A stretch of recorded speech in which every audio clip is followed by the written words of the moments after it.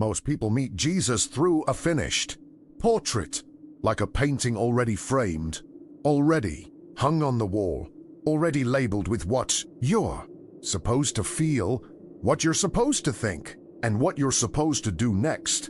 And because that portrait is so familiar, almost no one stops to ask a simple question that changes the whole story, which is what people were saying about Jesus before the church became a powerful institution that could decide what counted as official. And when he say don't mean before faith, because faith existed from the beginning. And I don't mean before communities, because communities formed quickly.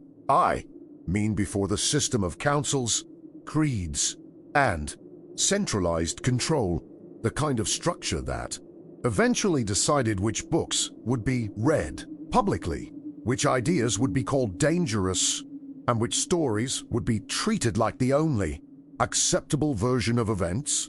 What you may not have been told is that the earliest Jesus movement was not one single neat group with one single neat message, because the ancient world didn't work that way, and the surviving evidence suggests something far messier and far more human. Different communities remembering Jesus through different lenses, some focusing on his teachings, some focusing on his death and resurrection, some focusing on mystical experiences, and some focusing on a hidden wisdom that they believed only certain people could understand. So the Heao shock is not that later church leaders invented everything, because history is rarely that clean. The real shock is that in the first centuries, there were multiple streams of early Christianity, and the version most people grew up with is the one that won the struggle for authority, meaning it became the loudest, the most organized, and eventually the most protected by political power. To keep this simple, imagine a famous person dies, and thousands of people who never met him start telling stories about him, writing letters about what he meant, collecting sayings, arguing about what he really intended, and building their lives around it. And then, over time, a leadership class steps in and says, this is the correct version, and the rest is confusion. And once that happens, the public memory becomes narrower, even if the original reality was wider. That is the kind of world we're stepping into, because when you look behind the curtain of the finished portrait, you find a Jesus surrounded by living debate, early writings that are not in the modern Bible, communities spread across different languages and cultures, and a long process of sorting, selecting, and sometimes silencing, not always through drama, but through the slow power of deciding what gets copied, what gets taught, and what gets called heresy. And if you're the kind of person who likes this approach, where we explore the early history without cheap shock tactics, then it's worth subscribing to the channel, because this is not a one-video topic, it's a map that becomes clearer the more carefully we lay out the pieces, and I'd rather guide you through it, step by step, than leave you with half answers and internet noise. To start with a solid foundation, we need to separate three ideas that most people mix together: the historical Jesus as a Jewish teacher in first century Judea, the early Jesus movement as a collection of communities trying to make sense of him, and the institutional church that later formed and standardized belief. Because once those three are clear, the phrase before the church stops sounding like a conspiracy and starts sounding like a normal, understandable period of history. Before we touch any lost gospels or controversial claims, we need a simple timeline that feels real, because without it, everything turns into a blurry fight between the church hid this and nothing happened, and neither of those extremes helps you understand what actually changed over time. Jesus, as a historical figure, lived and taught as a Jewish man in Roman-ruled Judea, in a world full of tension, poverty, and political pressure, and that alone matters because it means his first listeners were not thinking in modern categories like religion versus science. They were thinking in older categories like covenant, justice, purity, exile, oppression, and hope for God's intervention in history. After his death, the earliest followers didn't instantly have a completed New Testament in their hands, because the movement started as people talking, remembering, repeating sayings, retelling stories, and trying to explain what they believed they had witnessed, and only later did letters and narratives begin to circulate, often written for specific communities, dealing with specific conflicts. That's the first big separation. The historical Jesus is one thing, the memory of Jesus inside early communities is another thing, and the official portrait created later is a third thing, because institutions don't just preserve memory, they also organize it, simplify it, and sometimes smooth out the parts that don't fit a unified message. Now, here's where it gets interesting, without getting sensational, because the first generations of Jesus followers were not living under one central headquarters. They were spread across regions, and they spoke different languages, and they had different cultural habits, and that means disagreements were normal, not evil, since any fast-growing movement in the ancient world would show diversity the moment it crossed borders.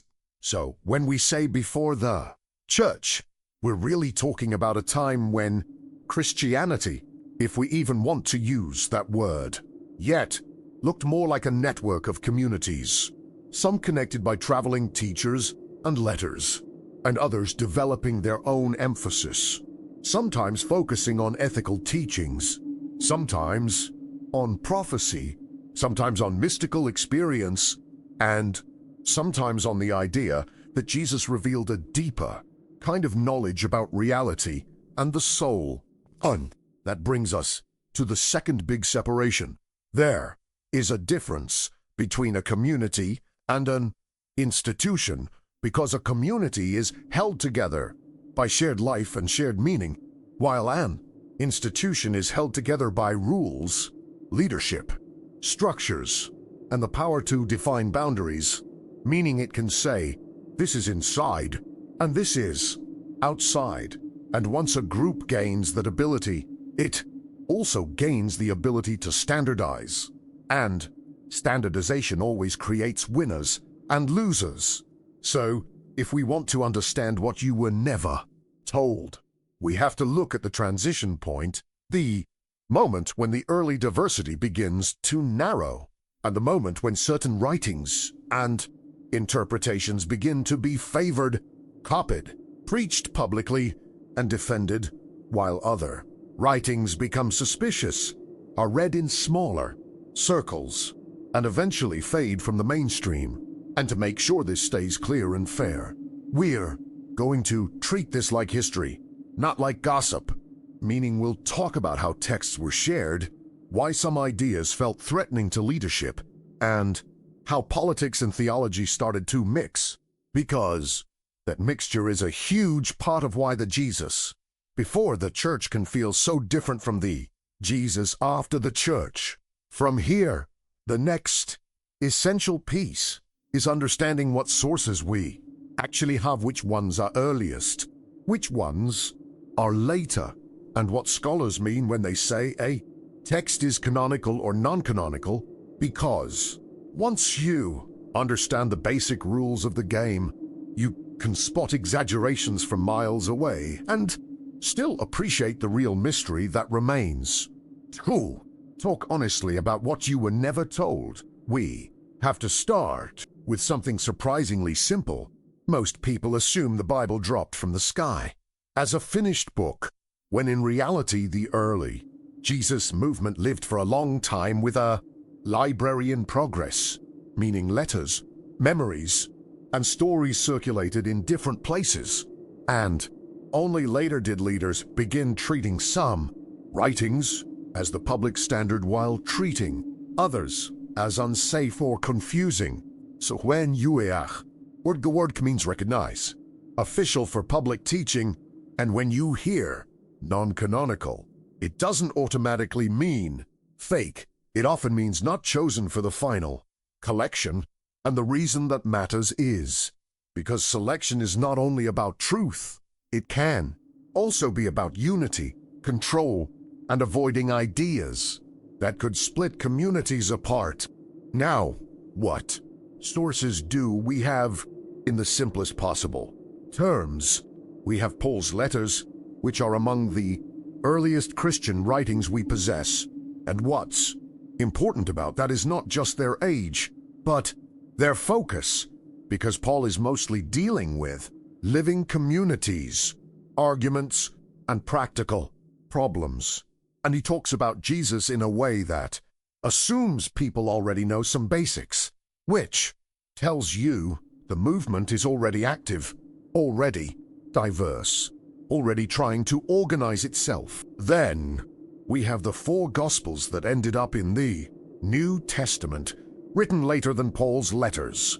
And they are not for copies of the same story, because each Gospel shapes the portrait differently, emphasizing different scenes, different teachings, and different meanings, which is your first clue that one neat version was never the starting point. And then, beyond that, we have a wider sea of early Christian writings, Gospels that didn't make it into the final canon, collections of sayings, mystical dialogues, apocalypses, and letters attributed to famous names, some of them very early in spirit, others later and more developed, and they represent communities that were trying to answer the same question in different ways, which is, who was Jesus, and what did his life mean for the soul, for the world, and for God? This is where the phrase before the church becomes real, because in that early period, the strongest argument wasn't always what is true. It was often what creates stability, since a movement that grows fast, spreads across cultures, and faces pressure from the Roman world will naturally fear division, and fear of division tends to push leaders toward clearer lines, clearer rules, and fewer allowed interpretations. So rather than picturing one villain hiding books in a basement, picture something more human and more powerful.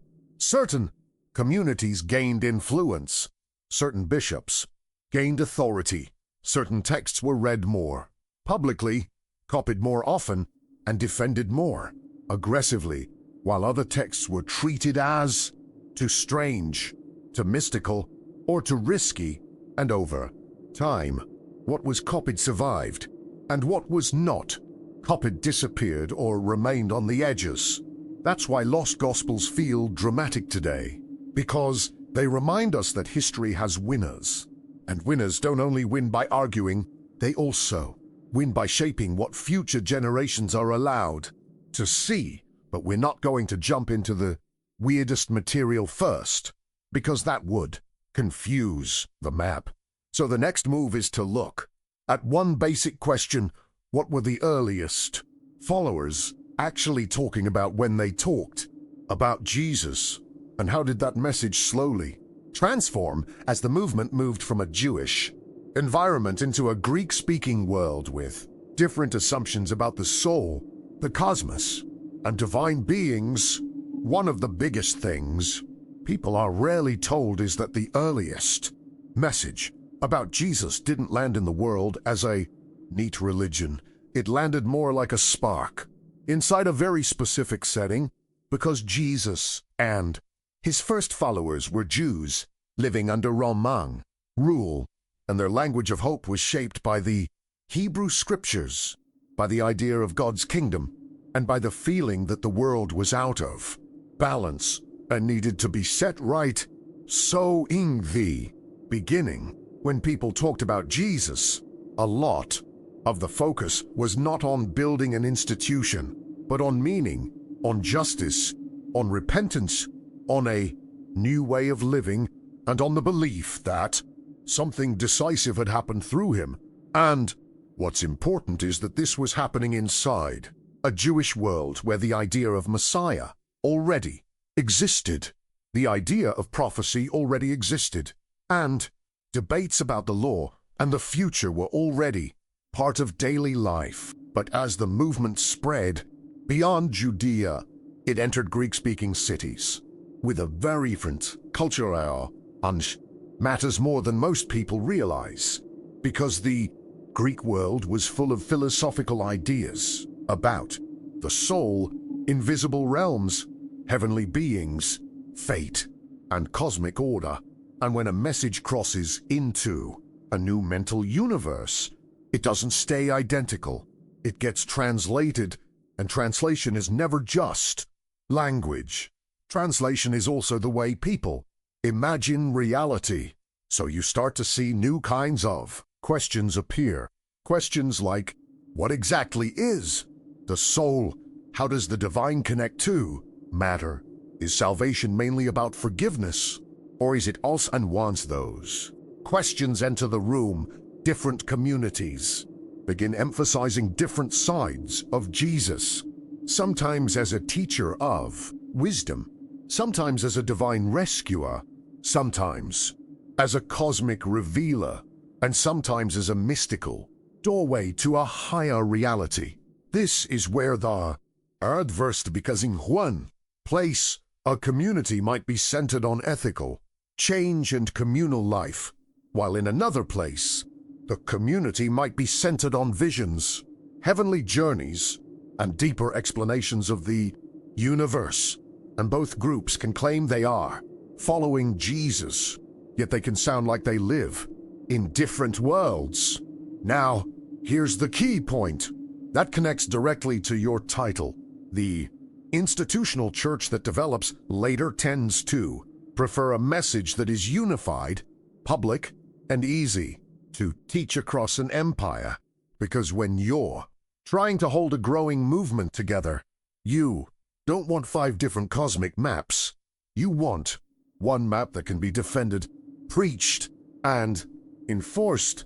And the more mystical, more complex interpretations of Jesus often become controversial because they are harder to control, harder to standardize, and easier to use in ways leadership can't monitor.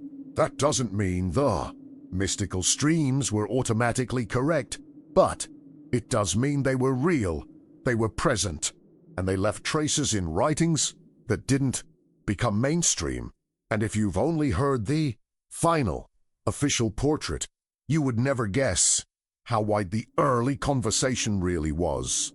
And if this is helping you see the timeline clearly without turning it into a shouting match, take a second to like the video, because that kind of signal helps this more careful approach reach people who are curious but tired of sensational claims that don't explain anything. So, now that we've seen how the message moved from a Jewish world into a Greek-speaking world, we're ready for the next piece that most people never get in school or church.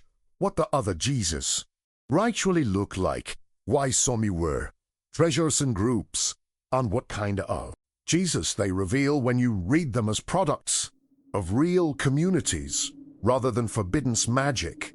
When people hear lost gospels, they often imagine a single hidden book that would flip everything overnight, but the reality is more interesting and more grounded, because these writings are like a box of different voices coming from different communities, each trying to explain Jesus in a way that fit their experience, their questions, and the world they lived in. Some of these texts read like stories, but others read more like conversations, almost like a teacher sitting with students and answering their questions. And that difference already tells you something. Not every early Christian group was centered on the same kind of material, because Some were built around public preaching and shared rituals, while others leaned toward private teaching, interchange, and the idea that Jesus offered wisdom meant to be understood, not just obeyed. A famous example is what people call the Gospel of Thomas, which is mostly sayings, short teachings attributed to Jesus, and when you read it, it feels less like a biography and more like a collection of lines meant to make you reflect, like puzzles that point inward, and whether you find that beautiful or frustrating, it shows that some early communities were focused on Jesus as a wisdom teacher who helps you wake up. Then you have texts like the Gospel of Mary, which presents a world where spiritual insight and inner strength matter more than hierarchy, and where there are tensions about who gets to speak with authority, which is important because it reveals that debates about leadership and interpretation were alive very early, long before the church had one clear chain of command. There are also writings like the Gospel of Judas, which, instead of presenting Judas as a simple villain, plays with the idea that the story is more complicated than the public version, and even if you disagree with its message, it demonstrates that some groups were rethinking the most emotional parts of the narrative in ways that would obviously alarm leaders who wanted a stable, unified story. Then there are texts that are openly cosmic and mystical, where Jesus is presented not just as a teacher walking on earth, but as a revealer who explains invisible structures, layers of reality, and the soul's problem inside the world. And this is where the phrase before the church becomes almost physical, because those cosmic explanations could easily compete with the simpler public message, and competition is exactly what institutions try to reduce. Now, an important clarification: the fact that these texts exist does not automatically mean they are earlier than the canonical Gospels, and it also doesn't mean they're pure original because many of them are later compositions, and some reflect developed theology. But what they absolutely prove is that early Christianity was not one voice. It was a conversation, and the church that formed later did not simply teach. It also chose which voices would represent the whole, and why were certain voices pushed out, or at least pushed to the edges. Often it comes down to a few simple pressures. Leaders feared division. They feared secret teachings that bypassed public authority. They feared interpretations that made rituals feel unnecessary, and they feared cosmic ideas that sounded too close to rival philosophies of the time, because once people believe salvation comes mainly through a mighty stoppy, depend the institution on that cause. Independence is hard for any centralized structure to tolerate. So the deeper question isn't which gospel is the secret winner, but rather what kind of Jesus emerges when you realize multiple groups were painting him in different ways. Because once you see that, you can understand why the final portrait looks the way it does, and why the earlier landscape was far wider than most people were ever told. And this brings us to the most delicate part of the whole topic. If there were different portraits of Jesus, then what do we do with the idea of the real Jesus? And how do we talk about him without turning history into a weapon either against the church or against anyone's faith? If we're being careful and honest, there's no single sentence we can say that magically separates the real Jesus from everything else, because history doesn't work like a clean photograph. It works more like a set of overlapping reflections where each community preserved something, emphasized something, and sometimes reshaped something to answer the pressures of its own time. So the best way to approach Jesus before the church is not to hunt for one forbidden detail that makes you feel like you discovered a secret, but to learn how to hold 3 layers in your mind at the same time, without mixing them into a single blur. The first layer is the historical layer, meaning Jesus as a first-century Jewish teacher in a real place, among real conflicts, under real Roman power, and this layer is explored through things like language, geography, social customs, and the earliest source. And even though we can't know everything, this layer keeps us grounded because it reminds us that Jesus didn't speak in modern slogans. He spoke to his own world. The second layer is the community layer, meaning what early groups believed they experienced after Jesus died, how they interpreted those experiences, and how they passed them on. And this layer matters because religions don't grow from textbooks. They grow from living groups, trying to make meaning.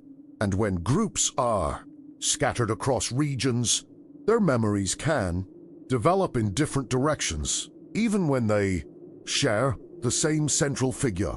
The third layer is the institutional layer, meaning the process where leaders started drawing firm boundaries, choosing texts, defining doctrine, and building a public standard. And this layer matters because it explains why the portrait becomes more uniform over time, not necessarily because leaders were always lying, but because unity becomes a survival strategy, and unity usually costs complexity. Once you hold those 3 layers, you can see why the lost Gospels are both fascinating and limited, because they can reveal the spiritual imagination of certain communities, and they can show you alternative ways Jesus was understood, yet they don't automatically erase the canonical Gospels, and they don't automatically prove a single hidden truth. They show the width of the early debate. And here's what most people were never told in plain terms.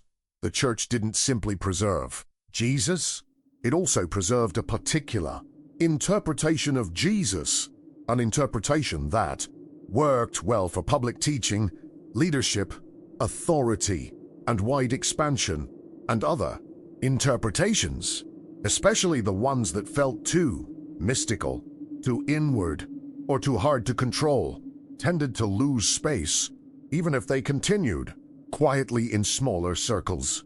So, when someone asks, was the church hiding the truth? The most accurate answer is usually less dramatic and more human.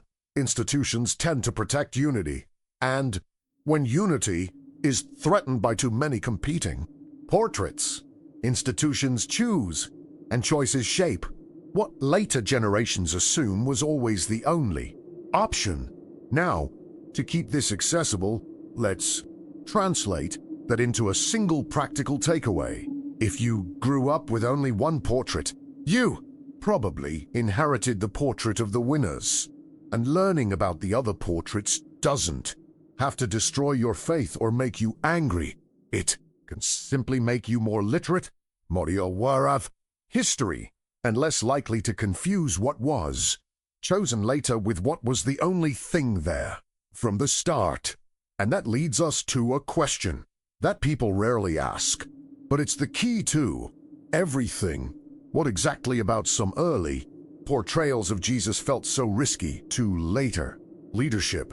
And why did certain themes, like inner knowledge, cosmic layers, and direct access to the divine, create so much tension in a growing institution? One reason some early portrayals of Jesus felt risky to later leadership is that they shifted the center of gravity away from the institution and back toward the individual's inner life. Because if salvation is mainly described as an inner awakening, then the most important place is not the public building, not the official hierarchy, and not even the approved ritual, but the private space where a person recognizes truth directly. That doesn't mean the church hated inner life. because many church writers cared deeply about prayer and transformation, but it does mean that certain streams, especially the more mystical and Gnostic-leaning ones, could sound like they were saying you don't need an external gatekeeper as much as you think, and any system built on being. The gatekeeper will naturally feel threatened by that message, even if the people inside the system are sense. A second tension point was authority, because the institutional church needed clear lines of leadership to survive, especially as it spread, and some alternative texts either questioned those lines or portrayed spiritual insight as something that could appear outside. Official reign people institution didn't want in the spotlight, like marginalized figures, women or outsiders, and fragile. A third tension point was the cosmic map, because certain early writings painted the universe as layered, full of powers, rulers, and invisible structures, and Jesus in those writings often appears as a revealer who explains how to navigate that map, and even if you don't take every detail literally, you can see why this could cause problems for leaders trying to keep one clear public story, since complex cosmologies can multiply interpretations fast, and multiplying interpretations makes governing a movement much harder. A fourth tension point was the way some texts treated rules and identity, because if the real problem is ignorance, forgetfulness, or being trapped in a false sense of self, then the solution becomes knowledge, recognition, and inner change, and that can sound to a leadership structure like it weakens the importance of external boundaries, because once people believe the main battlefield is inside consciousness, they will naturally ask why they need as many external controls. Now, it's important to say this carefully.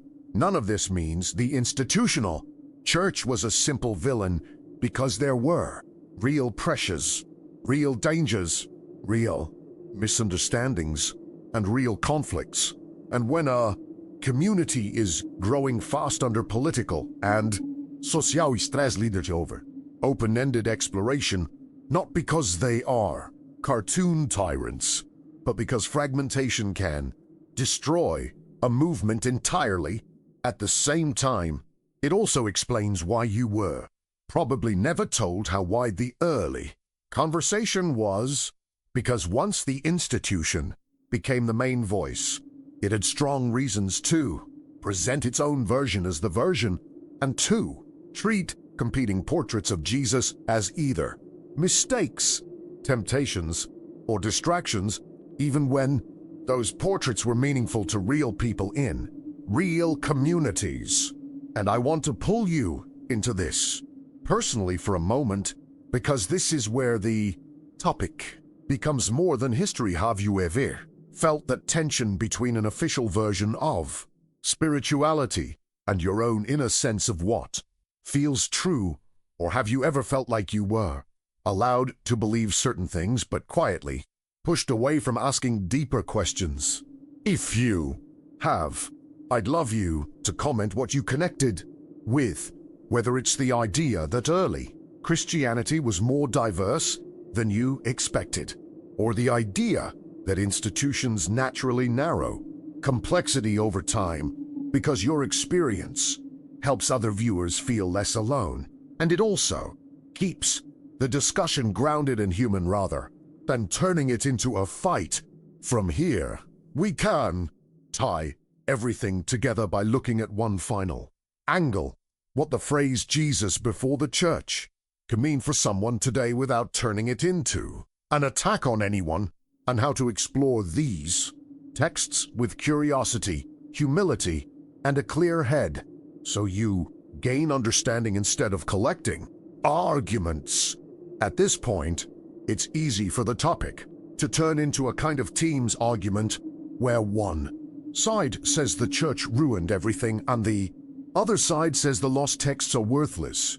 But that kind of fight actually misses what makes Jesus before the church so powerful, because the real value is not in picking a side, it's in learning how to see the whole landscape without being pushed into extremes.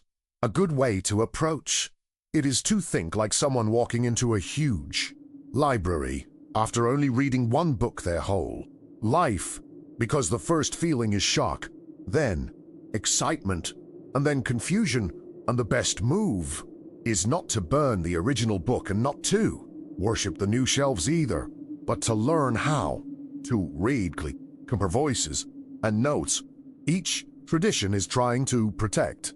So what can Jesus before the church mean for someone today?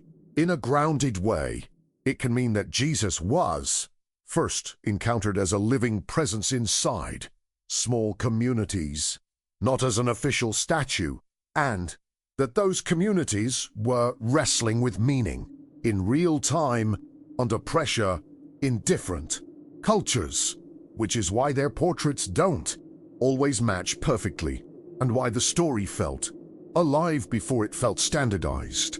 Can also mean that early Christianity held more than one spiritual temperament, meaning some people were drawn to public teaching, ethics, and communal worship, while others were drawn to inner transformation, mystical experience, and deeper cosmic questions. And instead of assuming one temperament is real and the other is fake, you can recognize that movements often contain multiple needs, and those needs don't disappear just because an institution later chooses one primary voice. And it can mean that the way you engage these materials matters as much as the materials themselves, because if you read them just to collect ammunition against someone else, you'll end up with more ego and less understanding. But if you read them to become more honest about how belief develops, how power shapes memory, and how spiritual language changes across cultures, you end up with something much more useful, which is a clearer mind. This is also the moment to say something that sounds simple but is surprisingly important.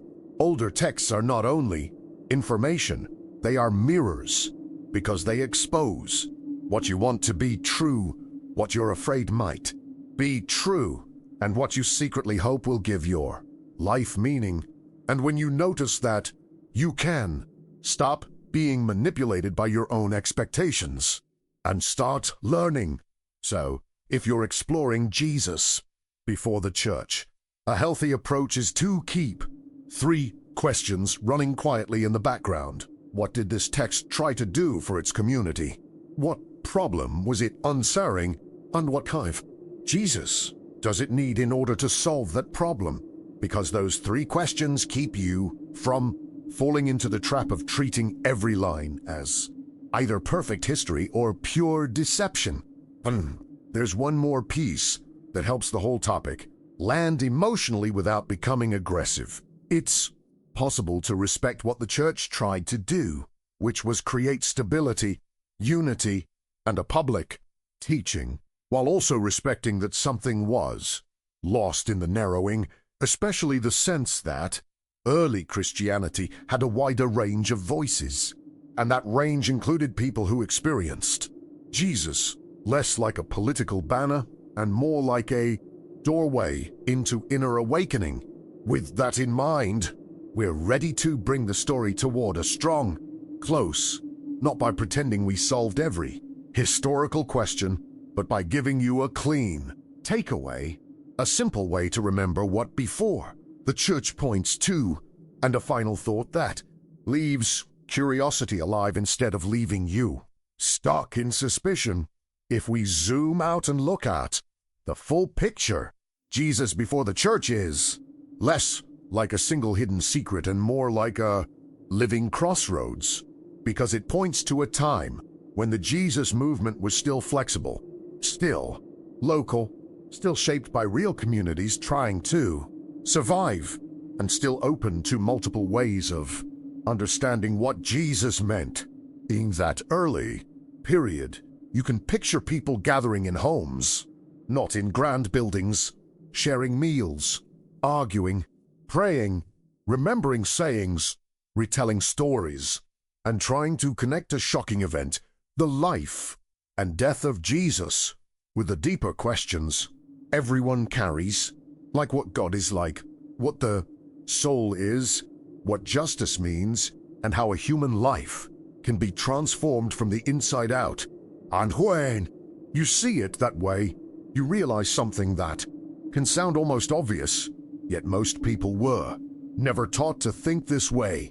The church didn't begin as a finished machine. It became a machine over time, because any movement that grows across regions will eventually develop leaders, standards, and boundaries, and those boundaries are not just spiritual, they are also practical, since boundaries decide which teachings stay stable and which ones create endless conflict.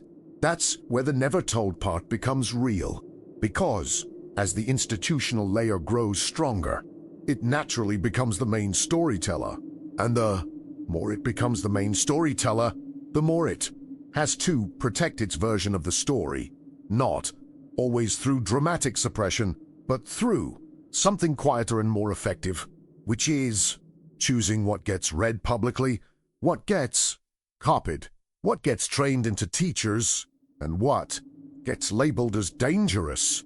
So the early diversity turns into a narrower public memory, and later, generations grow up assuming the narrow memory was always the whole, when in reality it was a curated slice of a wider conversation, a slice that served stability, unity, and authority at a scale that small house communities never had to manage. And here's the key takeaway that keeps this from turning into an attack on anyone learning about. The wider conversation doesn't force you to reject the canonical Gospels, and it doesn't force you to worship non-canonical texts, because what it really teaches is a form of literacy, the ability to say, I understand that beliefs develop, I understand that institutions shape memory, and I understand that multiple portraits can exist around the same figure. If you carry that literacy into your own life, you become harder to manipulate, because you stop believing that any institution, any group, or any loud voice automatically and you begin to ask better questions, like why a certain portrait became dominant, what pressures shaped it, and what human needs it answered. That sets for the final step, because a guide ending here should do three things at once. It should leave you with a simple map you can remember. It should offer a calm way to explore the topic without becoming bitter or gullible. And it should leave you with one question that stays in your mind like a lantern, not like a threat.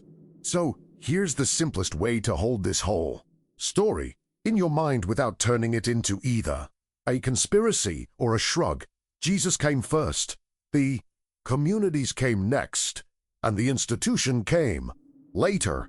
And as the institution grew, it didn't only preserve faith, it also shaped which version of that faith would become the public standard. That's what before the church is really pointing to a period when the Jesus movement was still forming in real time, spreading across cultures, asking different questions on produce, portergies, some he focused on teachings and ethics, some focused on resurrection, hope, and some focused on inner awakening and cosmic meaning. And when you realize that the familiar portrait you inherited stops looking like the only possible portrait and starts looking like the portrait that history selected and protected. And this doesn't require you to attack anyone, because it's normal for large systems to simplify a message so it can travel, be taught, and survive. Yet it's also normal for that simplification to leave things behind, especially the more complex, mystical, or difficult to control ideas, which is exactly why those other writings feel so strange to people today, since they come from a wider world that most of us were never shown. So if you take one practical takeaway from this, let it be this: curiosity can be disciplined, and you don't have to choose between blind trust and cynical rejection, because you can read, compare, and learn while staying calm enough to notice what a text is doing, who's serving, why certain portrait of Jesus felt necessary to a certain community. And if you want a gentle way to explore this topic without getting lost, you can keep 3 questions close, almost like a compass. What time and place produced this portrait? What problem was it trying to solve? And why Jesus does it need in order to solve it? Because those questions help you learn without turning history into a weapon. Before we end, I want to leave you with one quiet question that you can carry like a lantern. If you could meet the earliest communities before any central institution had the power to decide what was official, would the Jesus you hear about feel more chilling, more mis or more alive than the finished portrait you were handed later? And if you want more videos that explore these early layers with the same steady tone, without cheap shock tactics, and without treating people's faith like a punching bag, then it really does help to subscribe to the channel, because this is exactly the kind of subject where the understanding grows over time, and I'd rather build the map with you than leave you alone with fragments.